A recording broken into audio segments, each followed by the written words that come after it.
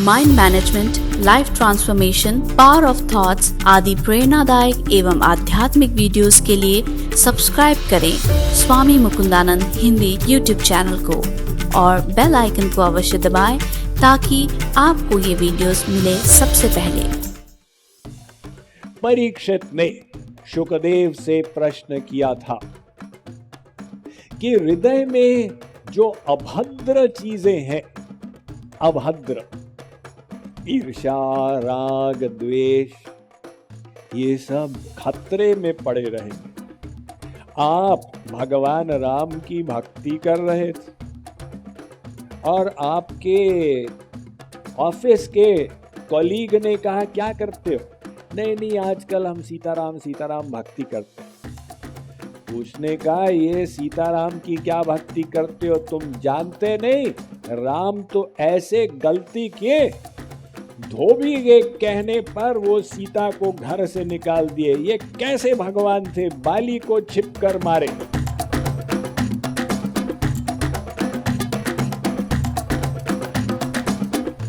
अब श्रद्धा के साथ व्यक्ति सत्संग में आया। जैसे ये सत्संग है ना, तो आप सब लोग यहां क्यों आए? अन्य चीजें भी कर सकते थे। कलयुग में तो विभिन्न प्रकार के आकर्षण हैं, किंतु आपने श्रद्धा कर ली। अरे भाई, ये स्वामी जी का संग करने से कुछ मिलेगा, चलो वहां पर ज्ञान मिलेगा, प्रेम, मन भगवान में लगेगा। ये सब इच्छाओं को लेकर श्रद्धा करके आप सत्संग में आए। तो सत्संग की बहुत भारी महिमा हमारे शास्त्रों ने गाई। परीक्षित ने शुकदेव से प्रश्न किया था कि हृदय में जो अभद्र चीजें हैं, अभद्र ईर्ष्या, राग, द्वेष, ये सब कैसे जाएंगे? शुकदेव ने उत्तर दिया, शृण्वतां स्वकथां कृष्णः पुण्य श्रवण कीर्तनः हृद्यन्तस्थो ह्यभद्राणि विधुनोति सुहृत्सताम्। भाई देखो, अगर अभद्र चीजों को हृदय से साफ करना है तो एक संत के मुखारविंद से भगवत चर्चा सुनो, भगवत ज्ञान का श्रवण करो, भगवान के नाम रूप लीला गुण धाम का वर्णन सुनो। वो श्रवण मात्र में ही इतना प्रभाव है कि अंतःकरण शुद्ध होने लगता है। तो ये सत्संग, इसलिए कोई भी सत्संग में आता है उसके पूर्व जन्म के भाग्य हैं, उसके पुण्य है जिस कारण से उसकी श्रद्धा बनी। सब लोग नहीं आते। आवत एही सर अति कठिनाई, राम कृपा बिनु आई न जाई। ये कठिनाई से सत्संग मिलता। अब देखिए हमारे करंजिया शहर में कितने लोग होंगे। सबको पता है कि सत्संग प्रारंभ हो गया, लेकिन सब आएंगे नहीं। आप भी अपने पड़ोसी को बोले, भाई वो स्वामी जी जो है ना फिर से आ गए हैं। पड़ोसी ने कहा, अरे मैं ये बाबा फाबा में विश्वास नहीं करता। यानी उसके अंदर इच्छा जागृत नहीं हुई।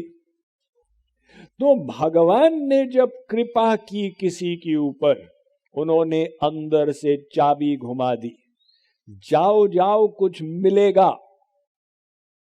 अब मन ने बदमाशी की, नहीं, लेकिन वहां थोड़ी ठंडी होगी। भगवान ने अंदर से प्रेरणा दी, स्वेटर पहन लो, अपना लाभ उठाओ। नहीं, लेकिन वहां तो जमीन पर बैठना पड़ेगा। मन ने फिर ऑब्जेक्शन रेज किया, तो भगवान ने और प्रेरणा दी, अरे कुर्सी भी मिलती है, वहां पर भी बैठ सकते हो।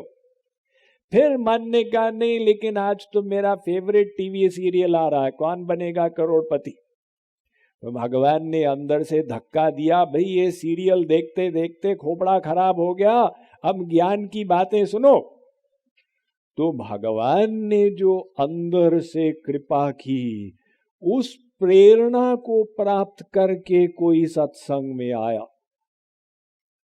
तो कोई कहे साहब भगवान ने हमारी ऊपर कृपा की, दूसरों पर क्यों नहीं की? इसीलिए कि भगवान की कृपा सर्वत्र है, किंतु पात्र होना चाहिए। तो आपके पुण्य थे, वो पुण्य को नोट करके भगवान ने कृपा की। भाग्योदयेन बहुजन्म समर्जितेन सत्संग मम च लभते पुरुषो यदा वै।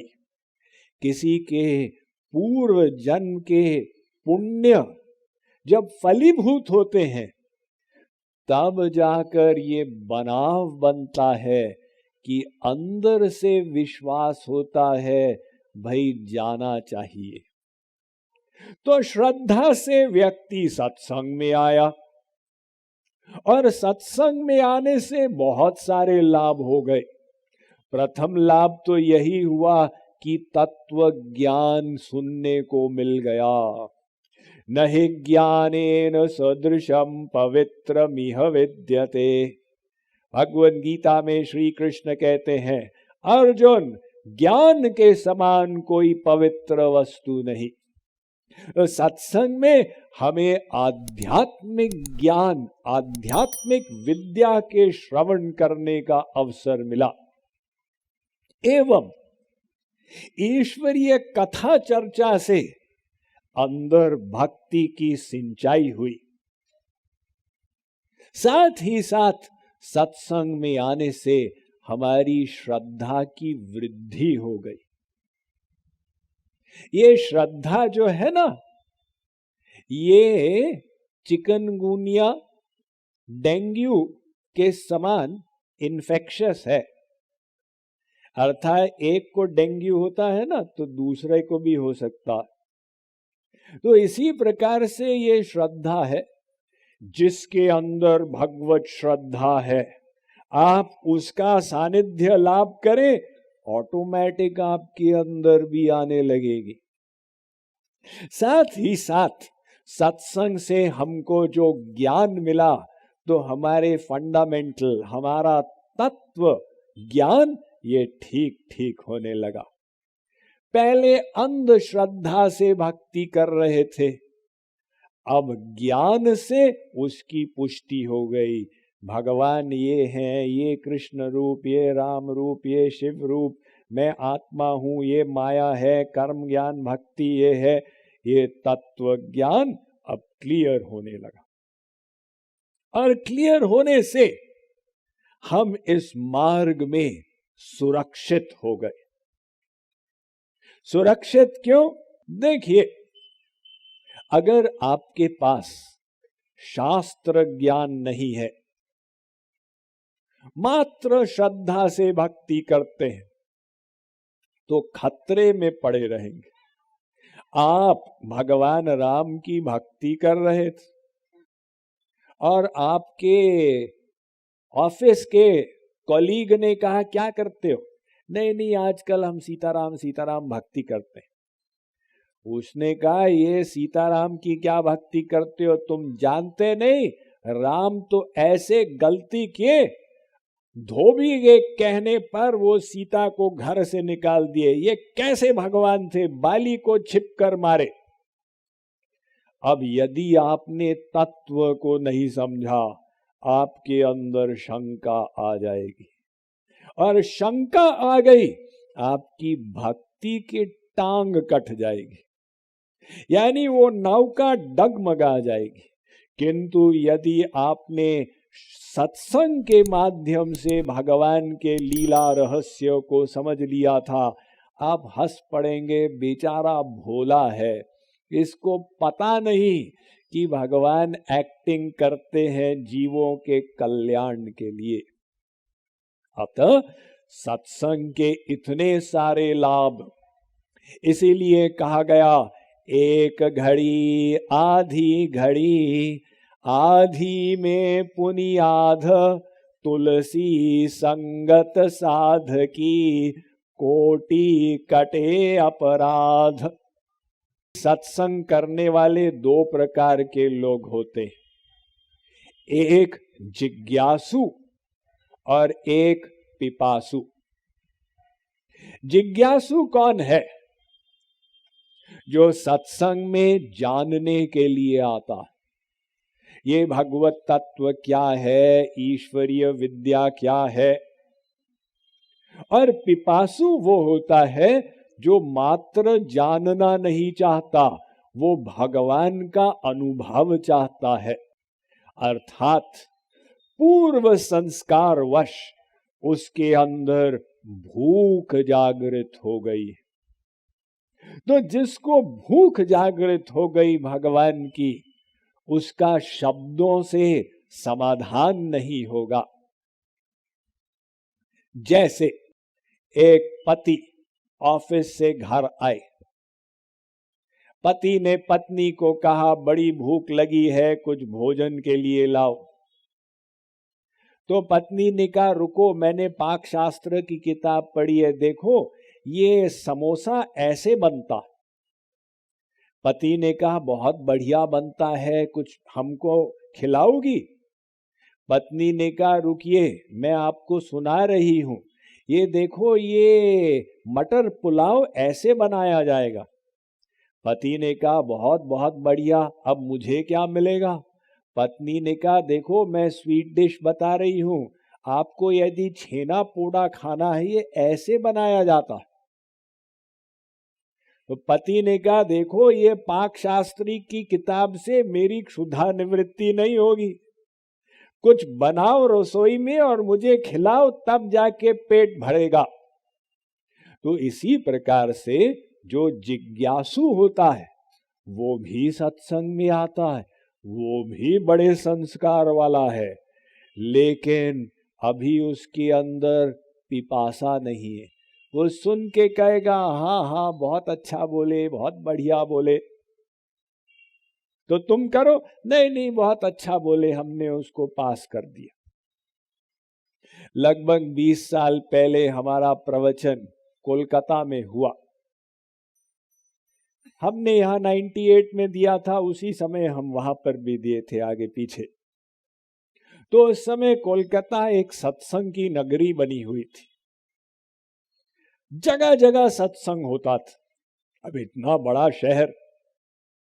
तो एक व्यक्ति आया मेरे पास, उसने कहा स्वामी जी कोलकाता में रहने से तो बहुत लाभ है, देखिए आपकी 15 दिन का प्रवचन है, तो शाम को 7 से 9 मैं आपके कथा में आता हूं, लेकिन 5 से 7 एक दूसरा सत्संग होता है, मैं वहां पर जाता हूं, और सुबह भी आप 7 से 9 साधना कराते हैं, तो 5 से 7 मैं अन्य सत्संग में जाके आपके सत्संग में आता हूं, और आपका सत्संग 15 दिन बाद खत्म हो जाएगा, फिर एक और बाबा जी आएंगे, मैं उनका सुनूंगा, फिर एक और पंडित जी आएंगे, मैं उनका सुनूंगा।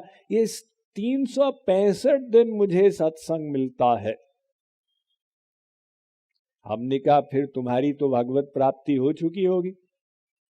लेकिन एक बात बताओ, सत्संग में कोई भी संत महात्मा बताता है कि हमको करना क्या है।